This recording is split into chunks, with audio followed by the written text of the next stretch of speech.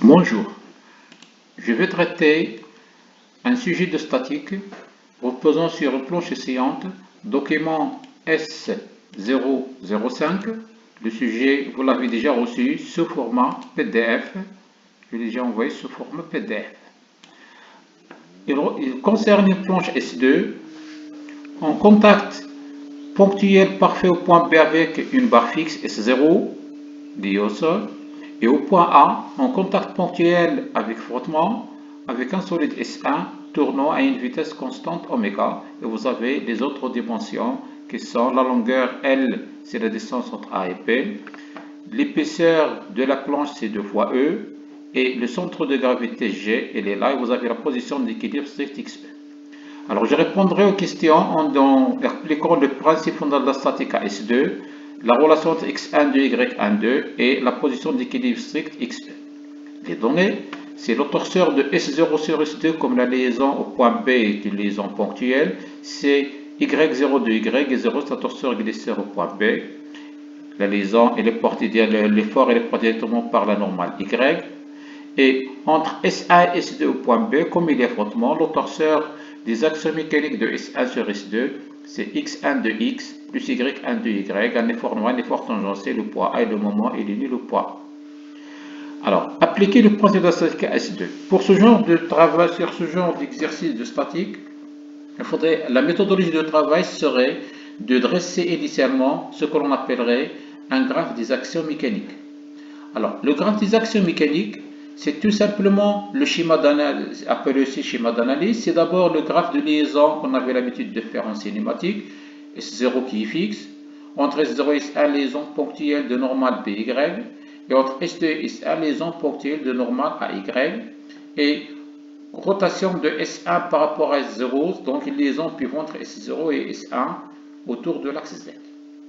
Pour le transformer en graphe des actions mécaniques, j'ai ajouté les actions mécaniques extérieures, à savoir la pesanteur sur S2 et la pesanteur sur S1. Par exemple, pas besoin de mettre la pesanteur sur S0 étant donné que S0 il est fixe. Question 1. Appliquer le PF à S2, c'est tout simplement le torseur des actions mécaniques extérieures à S2 sur S2 égale à 0. Quelles sont les actions mécaniques extérieures à S2? S2 bar à l'extérieur. Alors je vais revenir sur le schéma. Je vais entourer S2 en pointillé, elle est là. Donc à la frontière d'isolement de S2, vous avez le torseur de S0 sur S2 au point P, le torseur de S1 sur S2 pointillé, le point A, et le poids, la pesanteur sur S2. Donc il y a 3 efforts extérieurs. Alors je vais les écrire. Donc c'est le torseur de S0 sur S2, le torseur de S1 sur S2, le torseur de la pesanteur sur S2 égale à 0. La somme des torseurs égale à 0. Inventaire des torseurs, ce qui est donné. Torseur de S0 sur S2 au point B. La première ligne, c'est la résultante, Y0 de Y, tout à fait normal, est portée par la perpendiculaire au contact Y, et 0, liaison parfaite. Ou bien, écriture en colonne. Première colonne, c'est les composantes dans la base x, y, z de la résultante. Deuxième colonne, les composantes du moment. Le torseur de S1 sur S2, point A, x1 de x plus y1 de y est 0. Première ligne résultante, deuxième moment. Bien, première colonne, la résultante, deuxième colonne, le moment au point de la base x, y, z. Le torseur de la pesanteur sur S2. La première ligne, c'est la résultante, c'est le poids P, c'est la masse pour l'accélération de la pesanteur G. G, c'est l'accélération de la pesanteur. Il est porté par la verticale et dirigé toujours vers le bas, sur l'axe du repère galiléen. Et il est nul au point G. Donc chaque fois qu'on a écrit le torseur de la pesanteur sur n'importe quel solide et dans n'importe quel sujet, on va le modéliser sous cette forme. Le poids P est 0 au centre de gravité G. 3 torseurs. Un torseur au point P, un torseur au point G et un torseur au point A. Pour faire la somme des torseurs, il faudrait les réduire au même point. Donc, soit tous les 3 au point A, tous les 3 au point B, soit tous les 3 au point G. Vous avez le choix.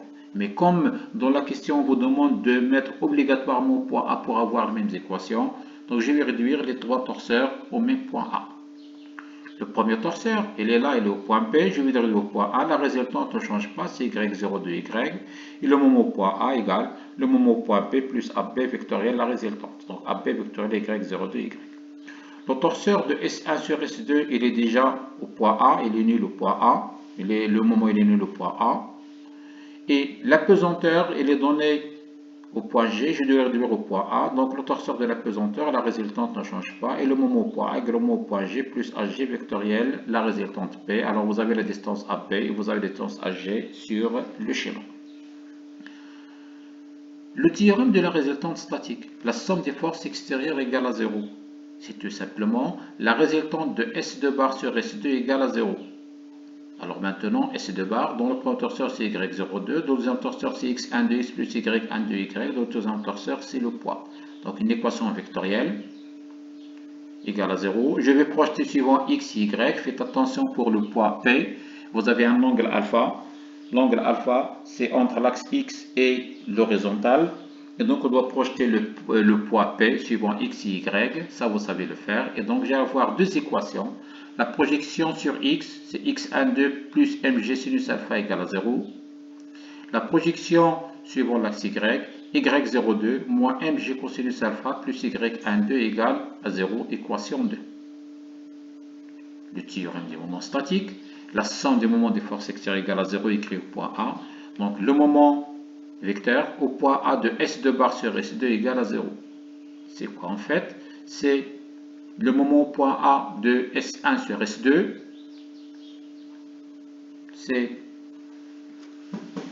il est nul au point A. Le moment au point A de S0 sur S2, c'est le moment, la relation de champ de moment. Le torseur, elle est là, on l'avait écrit, on l'avait réduit au point A. Donc c'est AB vectoriel Y02. Et le moment au point A de la pesanteur, c'est AG vectoriel P. Alors on va remplacer chacun AP par LX, L porté par X. AG, c'est moins XEX plus EY. Je P, projeté dans la base X, Y, Z, et on va avoir égal à 0. On va faire le produit vectoriel, on va avoir l'équation vectorielle suivante.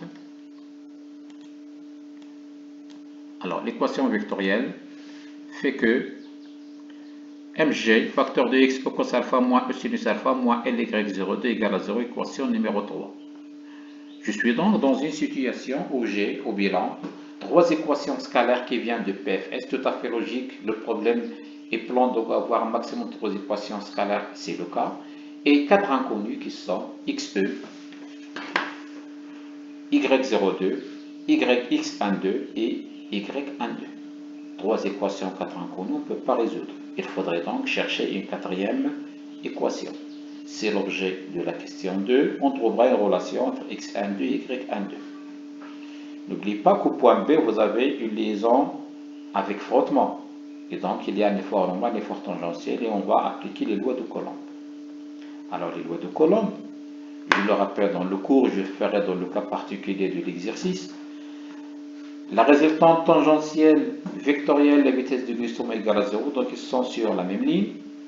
La résultante tangentielle scalaire, la vitesse de glissement est négative, donc ils sont opposés. Et troisième relation, tangente phi qui est f, le coefficient de frottement, sur le module de l'effort tangentiel sur le module de l'effort normal. Dans la situation de l'exercice, le torseur de S0 sur S2 au point, le torseur de S0 sur S2 au point A, c'est x12 plus y12. Donc l'un c'est l'effort normal et l'autre c'est l'effort tangentiel. Il est où l'effort normal et l'effort tangentiel? La normale c'est la perpendiculaire au contact. S'il n'y avait pas frottement, l'effort sera apporté directement par l'axe Y. Donc y12 c'est la normale et x12 c'est l'effort tangentiel. Et donc le coefficient de frottement f tangente phi sur le module de l'effort normal sur le module de l'effort tangentiel sur le module de l'effort normal. L'effort tangentiel c'est x12x, donc la racine carrée de x12 au carré, c'est la valeur absolue de x12 sur la valeur absolue de y12. En vue d'enlever la valeur absolue, il faudrait voir si ce sont positifs ou négatifs. Or, dans notre cas, regardez, retour sur le schéma, sur l'effet, alors le solide est au repos, mais la tendance au mouvement à tout moment, comme une voiture qui s'arrête sur une pente, même si elle a l'arrêt, mais à tout moment, il risque de reculer en arrière. C'est le cas ici. À tout moment, la tendance au mouvement, c'est que la vitesse de la partie de par rapport, elle risque de reculer en arrière, donc il sera porté par x. Et donc l'effort tangentiel est lui opposé, donc x12 suivant moins x, donc il est négatif. Donc la valeur absolue de x12 égale à moins x12. L'effort normal, il va de 1 vers 2 dans le schéma que vous avez. 1 il est en bas et 2 il est en haut, il va de 1 vers 2, donc c'est la raison pour laquelle porté par plus y, il est positif. Et donc f égale moins x12 sur y12, vous avez l'équation numéro 4. Au bilan, 4 équations et 4 inconnues, je peux tout résoudre, et en particulier, ce qu'on me demande en question 3, ici c'est 3 et non pas 4, c'est que je trouverai que xe égale à e moins L sur f, tangente alpha plus L. J'ajouterai une autre question 4, tout le travail que j'ai fait d'une façon analytique, je vais le reprendre graphique. C'est une question 4 que vous pouvez ajouter sur votre énoncé. Retrouvez x12, y12 et f par une étude graphique. On donne la masse du solide 2 qui est égale à 600 kg. Donc je peux trouver le poids P égal à mg, 600 kg fois g, si je prendrais g égal, ça va donner 6000 newtons. Maintenant, ce n'est plus un stylo, c'est un crayon qu'on devrait prendre pour résoudre. Et dans ce cas-là, il faut répondre, chaque fois qu'il y a la statique graphique, deux situations. Solide en équilibre sur l'action de deux efforts, sont directement opposés. Solide en équilibre sur l'action de trois forces, c'est notre cas. Les trois forces sont coplanaires, elles appartiennent au plan.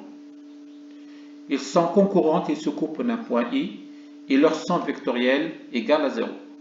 Alors dans notre cas, le solide S2 est en équilibre sur l'action de trois efforts qui sont le poids P, il est connu, le poids, point d'application G, direction à la verticale, le sens vers le bas, et la norme, c'est la masse fois G, 6000 newtons. L'effort au point A, c'est en fait le torseur de l'effort de 1, l'effort de 1 sur 2, eh bien, l'effort de 1 sur 2, il est porté alors au point B. Alors là, j'ai juste une petite erreur ici, je devrais les inverser. L'un c'est B et l'autre c'est A. Donc là, en fait, c'est le point B, désolé. Donc là, c'est le point B. Et là, c'est le point A. Le contact au point B, il est parfait, donc il sera directement porté par le perpendiculaire au contact CP. Et au point A, il y a frottement. Je suppose que je ne connais pas la direction et je devrais le chercher. Donc, le poids est connu. L'effort au point B, la direction est connue. Donc là, c'est le point B. Il est porté par Y. Et l'effort au point A, il est inconnu. Je connais uniquement le point d'application A. Les trois efforts sont concurrents d'un point I. Leur somme vectorielle P plus A plus B égale sur le sommet d'un triangle. Alors, pour la résolution, les trois forces sont concurrentes, donc je sais que le poids est porté par la verticale. Je vais rallonger. L'effort au point B est perpendiculaire à la normale, liaison parfaite. Les deux efforts se coupent d'un point I. Et donc l'effort au point A que je ne connais pas pour le moment, il doit obligatoirement passer par la droite AI. Les trois efforts sont concurrents. Et je trouve maintenant la direction de l'effort au point A. Il me manque maintenant le sens et le module de l'effort au point B et l'effort au point A. Alors, je vais faire un triangle. Je vais tracer sur le sommet d'un triangle le polygone des forces. Là, vous avez le poids que vous allez tracer à l'échelle. On vous donnera une échelle, par exemple, 1 cm égale à 1000 newtons. Par exemple, le poids P. Je pars, regardez, je vais mettre en triangle, je pars de ce poids et je vais revenir au même point. À l'extrémité par du rectangle de ce vecteur, je tracerai par exemple la parallèle à l'effort au point P. Et pour former mon triangle, je devais revenir à ce point, je tracerai ici la parallèle à l'effort au point A. Alors la somme des trois forces égale à 0